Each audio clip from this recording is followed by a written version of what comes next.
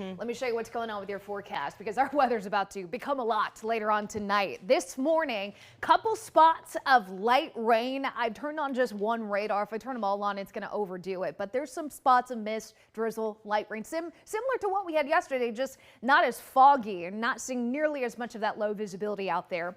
Temperatures in those 60s and 70s. We've got a pretty good south wind keeping us humid and warm, 5 to 15 miles per hour with that wind, but those could gust up to about 25 miles per hour at times, so heads up.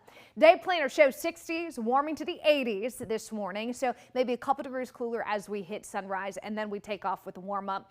Rain chance during the daytime, fairly low, 10 to 20%.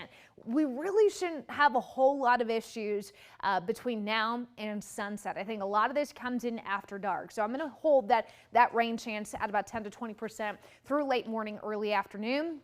Wouldn't be surprised if we saw a little lull in our radar activity early afternoon before things start to ramp up as we get into this evening. These storms, 6, 7, 8 p.m., those are what I think are going to cause the most issues, because those are going to start out west, probably firing on the dry line, and they're going to be pretty darn strong by the time they reach us here in central Texas. Hill country, you have the highest risk of seeing tornadoes, of seeing very large hail, in addition to damaging winds. Now, once we get into the after hours here, 9, 10 o'clock, we're still likely to see scattered to widespread rain. I'm hoping, though, because these storms won't be as organized and they won't be as isolated. Initially, I'm thinking supercells, so those storms that are all by themselves that have no competition for energy. Those are the problem ones. But by midnight and on, these still could be strong, but I think it'll be more so a wind and hail risk and less of a tornado threat. The tornado threat, I think, will be highest out west. Here's 3, 4 a.m. tomorrow. We're still talking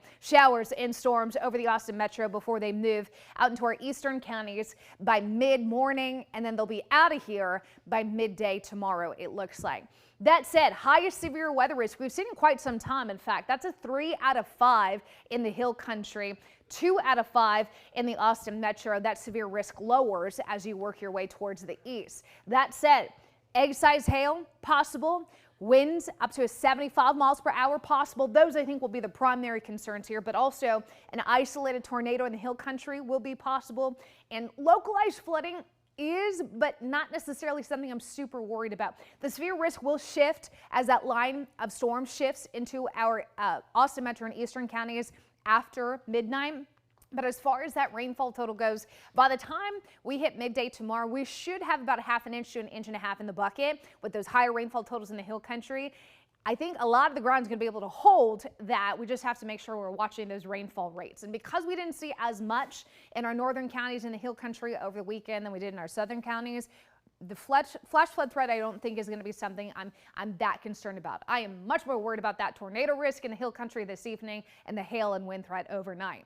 7-day forecast shows that cold front blows through with those storms, leaves us cooler by the time we hit Thursday. Highs in the lower 70s with gusty winds. We're back to the 80s Friday into the weekend. Another cold front with a little bit more of a bite on our temperatures drops us to the upper 60s. Cooler, not cold.